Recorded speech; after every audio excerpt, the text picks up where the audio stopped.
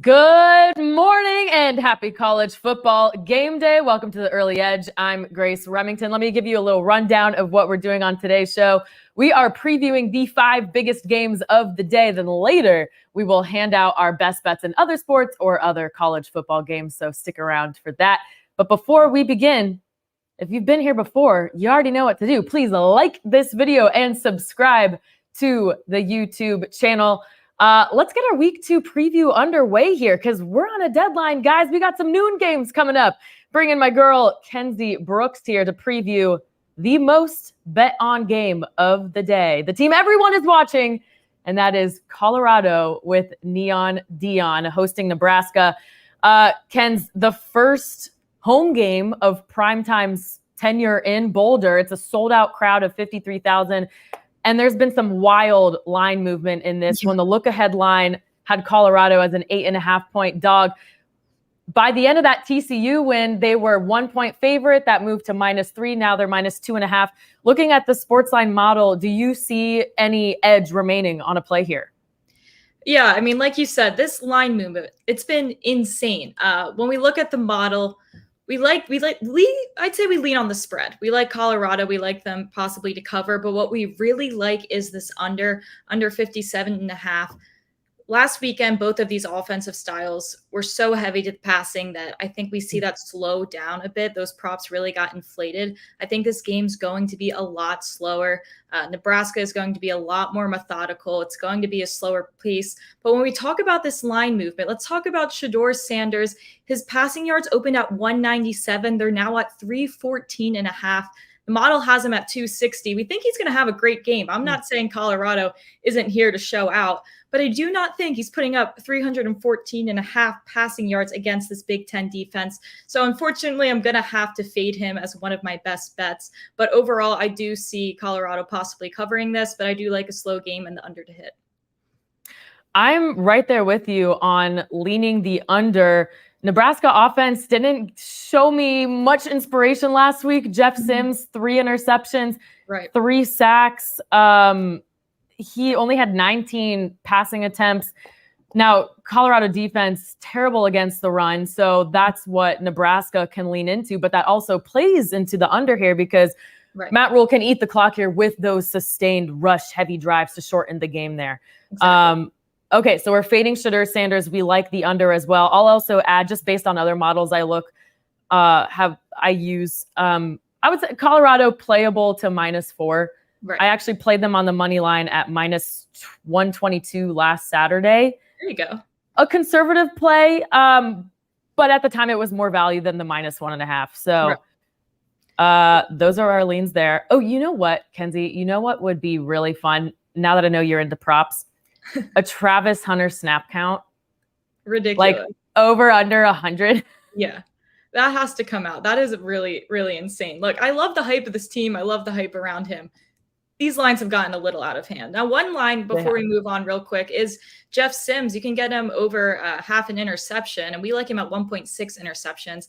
He's had over 1 in 7 of his last 10 road games. He's a Florida guy going into that altitude. Who really knows how that's going to go? Yeah. So just another play for Prize Picks players out there if you're looking for some player props. Okay, I do like that one. Thank you. So that game kicks off at noon. Another noon game we're looking at is Notre Dame at NC State. The Fighting Irish favored by 7.5, and the total set at 50.5. Ken's, I will admit, I played NC State plus 7.5 on Monday solely out of FOMO because I was looking at the market movement. There were 9 betting signals, all backing NC State. And it's rare to have so many signals on the same side. So to me, I was like, I don't want to miss out on the fun. Right. I'm trying to decipher why the wise guys are on that side. I feel like there's a little bit of overreaction to Notre Dame's first 2 wins against Navy and Tennessee State, outscoring them 98-6, but they have a much tougher defense here against NC State. NC State also might be a little undervalued considering their win total for the season is 6.5. There's also some familiarity here with Notre Dame quarterback Sam Hartman, who transferred from Wake Forest. He's played NC State and their defensive coordinator, Tony Gibson, 3 times. His numbers in those 3 meetings, not good, with 6 interceptions, 10 sacks, an average passing grade of 73.1, well below his average. Right.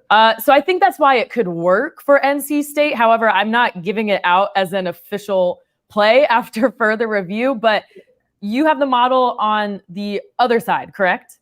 Yeah, it's tough. So the thing about the model that's great, it's not like AI or something, is we take the model's data, but then we also put our own personal opinions into it too from, watching the sport. The model actually likes NC State and they have them covering. Okay. It's a little hard to put myself behind. I understand where it comes from. It's because NC State's defense at home, allowing 17 points per game last year. This is a strong defense. They don't have that much returning production as a lot of people think. I put myself a little more on this Notre Dame side. I'm not in love with it. A play I like probably better is actually the under here. Brendan Armstrong, wasn't too impressed with him against UConn. They don't have some crazy wide receiver one, Jacoby Myers, to, blow up his stat line for him. So I kind of like his under passing and rushing yards at 261.5. And there's a pretty good chance if Notre Dame gets this lead, we could see him sitting out later in the game. So this is a tough game for me. I wouldn't say the model has any strong value necessarily because the model likes NC State. Some of our experts like Notre Dame. So my favorite play here would probably be a lean to the under. Yeah, just for the sake of this show, I prefer the under over the NC State cover because of what you said, Brennan Armstrong. Reunited with his former offensive coordinator, Robert Anae, but based on last week, I just don't have enough belief in him yet. And this Notre Dame defense is too good, one of the best in the country at preventing opponents from finishing drives. So we like the under there. Moving on to an in-state rivalry, we got the Cy-Hawk series kicking off at 3:30 Eastern. Iowa, a 3.5-point favorite at Iowa State with a total set of 36.5. This total has actually been steamed down from 38.5. Money coming in on the under early in the week. Public has since caught up now, so there's no really discrepancies in the betting splits. But where are you leaning here? It's funny because last weekend I made a video on SportsLine that went viral, fading Iowa, how they can't cover a 25-point spread if they can't score 25 points. I think I have to stand by that until they can prove to me that they can score 25 points. We like Iowa State to cover here. My favorite play is this under. We're looking at 2 offenses that are just struggling. McNamara's not 100%. Iowa State, their quarterback suspended, gambling. Who knows what's going on there? So for Iowa State's case, we will see them running the ball a lot with their backup quarterback as they did last week. And then again, for Iowa's offense, I'm still not that impressed. I do still love their defense. So I'm looking at a strong defense and 2 weak offenses. That makes me like this under a lot. Here's the thing about Iowa's defense. For as good as it is, they actually let us down this week, not scoring a defensive touchdown. Right. And remember, that was the whole controversy of the offseason with Brian Ferentz' contract. You have to score 25 points a game to keep your job. They didn't specify is that offensive or defensive points. And then his defense lets him down. Right. But I'm with you here as well. I'm leaning the under. Most models I've checked have it at 34, so there is a tiny bit of value on this play. Right. Here's the thing about Iowa State. You mentioned they're going to be run heavy because of that redshirt freshman quarterback, Rocco Becht, who's filling in. Correct. They actually were more inefficient last week than the box score even shows. So they played Northern Iowa. Northern Iowa had 5 scoring opportunities. Iowa State only had 4. Right. The difference was Northern, or UNI, did not capitalize on those scoring opportunities while Iowa State did. But Iowa State only ran 45 offensive plays. Right. They were outgained in yards, outgained 19-11 in first down. So that entire box score is kind of just fraudulent. Exactly. No really belief in their offense there. Go ahead. Right. And, if you look at Iowa, it's the same thing. Utah State did score 14 points on them, but there was 5 opportunities for them. They were inside the 40-yard line that they didn't capitalize on. That Iowa defense did hold them from that. So it could have been an even, closer game, but Iowa's defense looked a lot better, I think, than that 14 points said. And like you said, that Iowa State game, you can't look at that box score and make decisions based off that, because can be very misinterpreted. Yeah. This could also be the best secondary matchup in the nation this weekend. Both of these secondaries ranked top 10 last season. They returned several key members. They combined for 3 interceptions last week. One of them was a pick 6, so that could ruin our under here. Right. But I still like it. Me too. Okay, so we have 2 more games of the week to cover. But first, a word from our friends at CBS Sports HQ. Get breaking news. Big news coming out of the NFL today. Highlights and instant reactions. The largest final round comeback in Tour championship history. We're down to the final 4. I just want to take time to analyze greatness. Talk winners and losers with a guy who's already a big winner. CBS Sports HQ. It's all sports all day long. And remember, you can find our cappers on CBS Sports HQ all day long. For more best bets, watch on CBS Sports app, cbssports.com/live, Paramount Plus, and Pluto TV. Also, a little plug for the Big Ten on CBS. It is a new era of college football, and Michigan is in the spotlight today, hosting UNLV. Now, Michigan did not cover as a 36-point favorite last week against Eastern Carolina. I do think there is potentially a play here based on trends. Ken's Michigan, the under is 10-0-1 in the past 11 home games versus unranked opponents. The average points per game in that was 45, with an average closing total line of 55. I feel like that's just because they get ahead early and then they rest. Right. That's kind of easy to figure out. Exactly. I don't know what I want to do until, they have their actual coach back. So exactly. Yeah. Yeah. But a reminder, you can watch the Big Ten on CBS or Paramount Plus. Let's move along in our game previews now. Texas A&M, a 3.5-point favorite at Miami. This is in South Florida with a total of 51.5. 2 very different teams here, Ken's, compared to last year. Just a few of the things. Connor Wegman, now the starter for the Aggies. You have new coordinators on both sides. So last year was kind of an ugly game for both offenses, but I'm honestly not sure if there's much we can take away from that game. Right. There was significant line movement here. Texas A&M opened as a 7.5-point favorite, but 6 steam moves on Miami moved that to the 3.5. So what is the model telling you here? The model doesn't even care about the spread right now. This total is insane. I think it's moving in the wrong way. I think it's been going up. If you can get this number over 50, hammer the under. We have a lot of value here. The Aggies' defensive line is phenomenal. Miami's defense is also phenomenal. And like you said, the Aggies have a lot of new things to work on offense, which for me, I personally think it kind of plays to this under narrative.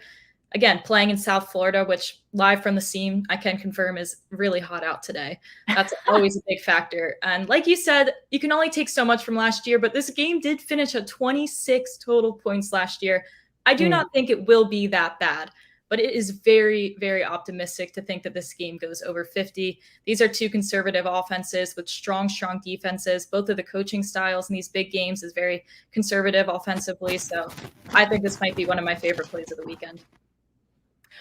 You know what, Ken's? I'm feeling really good because we're on the same side on pretty much all of these plays. I like the under. Yeah. Oh, let's freaking go. I like the under as well. And I'm glad you mentioned the line movement because it was steamed from 47.5 to 51. But once it reached 51, smart money started coming in on the under. So that's a signal we want to pay attention to there. I am not an intentionally contrarian bettor, but when I look at these betting splits, the public is all over the over. I can only assume that's because we have 2 revitalized offense. Right. All stats are pointing to Bobby Petrino, leading a big play, explosive offense at Texas A&M. And then Miami is also a little bit more comfortable under Shannon Dawson with their run-centric approach. Right. So that's what the public sees. Right. But when the models are telling us under, I have to back that. And then you talked about their defenses. So I love this play here. And even that run approach, like you said, to me, that helps our under. The math is mathing here for the under. Yes. The math is mathing. We love it. Okay, and that leads us to the biggest game of the week, one of the biggest games of the season, playoff implications in week 2. You love to see it. Texas at Alabama. The Crimson Tide, a 7-point favorite with a total of 53.5. Now, I will say I actually played Texas plus 9.5 in May when the early lines came out. I still like Texas at plus 7 or better today. For a few reasons. So first, you have the familiarity between the coaching staff. Steve Sarkisian and 4 of his assistants coached for Bama for 2 years. So they were in Nick Saban's practices, his meetings. They know what he doesn't like defending, which is especially helpful when you have coaches whose specialties are on opposite sides of the ball. Right. Longhorns have one of the best wide receiver rooms in the country. Xavier Worthy, A.D. Mitchell, Jordan Whittington, and then a whole luxury of backups. The list goes on. For as good as that wide receiver group, the defensive line might actually be their best unit. They stuffed mobile quarterbacks last year like Adrian Martinez, Spencer Sanders, Max Duggan, Jalen Daniels, and they held Rice to 27 rush yards on 25 carries last week. So they are still in prime form. So that's why I'm backing Texas. I know the model is a little bit different. However, it's not what it appears. Right. So I would love for you to explain why. Right, yeah. So if you look at the model, they have Bama projected to win by almost 2 touchdowns, 14 points. Do I think that is the situation? Not really, because the model right now, it tried to downgrade for Bryce Young leaving and everyone. But then it looks at last week where they covered an almost 40-point spread. Jalen Milroe looked the part. No one really gave us this idea that they aren't being successful. There's no reason to downgrade them. So I think that's why the model is so high on this. Now, do we personally think 14 points is what it's going to be? No, I think they can still cover this spread. I know they have 2 questionable cornerbacks, but their backups are 5 stars. So it's kind of like, it's not that big of a deal. I think this really comes down to Jalen Milroe outplaying Quinn Ewers. Ewers didn't look that great against Rice, and now he faces an Alabama defense. A lot of his big stats came from Xavier Worthy, who was he was like tacking up double-digit yards after catch. I don't foresee that being the situation against an Alabama defense. I think 90% of this spread comes from Bama being projected for 37 points instead of 31.5 that the odds imply. So I think if you were going to go off the model, a smarter play here would to go over the team total.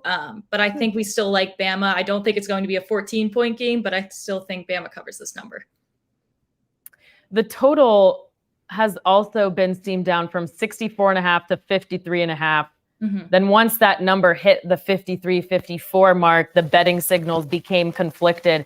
So I'm not sure there's still a play on the total here. You mentioned the defenses. Does the model also agree?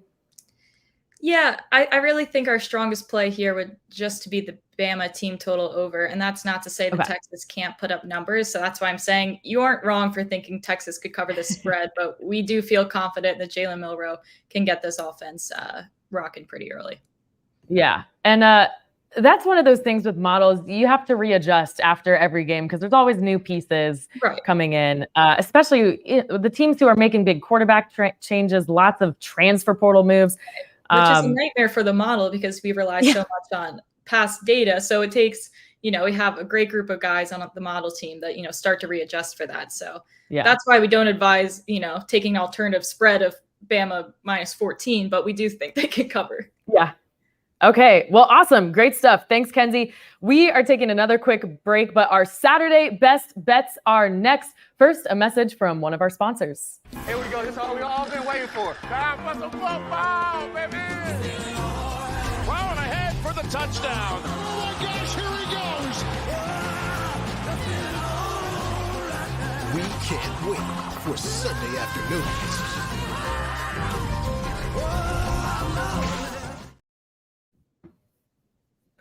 And look who it is. It is Amags joining us. And thank God, honestly, because I have not been watching baseball the last week now that football is here. So we need somebody to keep an eye on the baseball best bets. Amags, welcome in. And what do you got for us? Oh, you're muted, buddy. Here we go. Now you got me? Yes. All right. What's going on? So happy Saturday. Good to see you both on the show. Happy to be doing it with you. And I have a couple of best bets here for the weekend. I got a baseball play for today, and then I'll throw a Homer Giants pick out for tomorrow night's Sunday night game. But first up, I'm going to go out west to Logan Webb today in the San Francisco Giants. I'm going to take Webb over 5.5 strikeouts here against the Rockies. When I looked at the last few starts against the Rockies, the one that he had in Colorado was tough. And I kind of broke it down to the changeup where he just didn't have a ton of that vertical drop on the changeup. And there was a pretty sizable difference between that start and then the 10 strikeout performance he had versus the same lineup, but in San Francisco. So he gets that start back home today. I like that he's got that 2.51 or so ERA at home. You know, it's over 4 on the road, I believe. So it's really just a nice split when you get Webb at home, especially coming off some of these performances. You look at, he's recently even been over this number at 5.5 regularly when he pitches at home. So I like for him to get deeper into the game here. And I do actually like the Giants to win this one. They were brutal, losing 6 of 7 on the road, coming back last night and then winning that game. Bottom of the 8th, scored a few runs there. So it was a big win for them. I think the atmosphere will be good for them today. So I like the Giants and Webb. And then that Homer pick, like I said, for tomorrow night, New York Giants and the Cowboys. I'm just going to roll with our guy, Saquon Barkley, to score a touchdown. I got it plus 100 on DraftKings. It's around, minus 115, minus 125 on some other books. But I think there's not too many things that you can rely on in week 1. Saquon Barkley, he had 24 touches last year, week 1. When that ball needed to get in the end zone on the 2-point conversion, Brian Dable made sure he gave it to Saquon Barkley. I think you see that type of confidence week 1 again. If they're going to win this game, he has to get into the end zone. So give me that one as well. And he just got paid. Maybe there's a little extra motivation there. Yeah. Even money. I like that. Thank you, Amags. Kenz, what you got for us? We're going to go back over to college football. Not as exciting game, maybe not Alabama, Texas, but we're going Maryland, Charlotte. Maryland to cover at 24.5. This is baby Tua we're working with, the Maryland quarterback. I actually really like him to go over his passing yards. I don't know how much people want to hear about, college player props, but his number is at 266, and we have him projected for almost 400 yards. Last time he played Charlotte, he had almost 400 at 391. But back to the spread, Charlotte is a completely new team. I think their win total is like 2 or 3. Little Tua loves to show up against these low-grade teams. Maryland actually has a really decent group of receivers this year. We have Maryland scoring almost 50 points. That's why we like this spread so much. And a quick note to Jake, he created a stability model, and we're looking at teams with, returning production, quarterback starts, coaching tenure and talent. When teams have that advantage against their opponent, they are the ones covering these massive spreads. And Maryland fits that profile perfectly. I think they're really successful here against Charlotte, and they can show off here. I have to say, I used to cover Alabama in local news. So I covered Talia Tagovailoa's recruitment. I somehow have never heard anyone call him Baby Tua or Little Tua. That all is I can think of in my head. That's who he is. You're right. Oh my gosh. Okay, cool. Love it. And you know what? Sometimes the best edges are in the not popular games, actually. More often than not, they are. Okay, our graphics are down today, folks. So I'm just going to read the recap and take your notes, please. So Amags is on Logan Webb over 5.5 strikeouts at minus 110. He's on Saquon Barkley in Sunday Night Football for an anytime touchdown at plus 100. Ken's is on Maryland minus 24.5 against Charlotte. She's also on Shedeur Sanders under 314.5 passing yards and the Texas A&M Miami under 51. Amags, we didn't get a lot of you. So before you go, is there anything in college football you're looking forward to today? So last year I had some success with just running some of the bigger favorites together in like a 3-team parlay. So I kind of did a few of those, but I would say the Colorado game was one I was looking at. I think I'd probably agree, like either the money line Colorado or take the points, or play them to cover the points. But beyond that, not too much. I think that Colorado game should be exciting though. Mm-hmm. Yeah, exciting for everyone nationwide.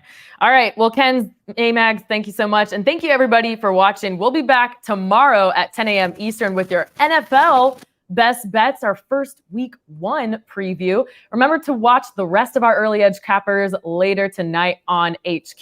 For Ken's, Amags, I'm Grace Remington. Have a happy game day, and we'll see you at the pay window.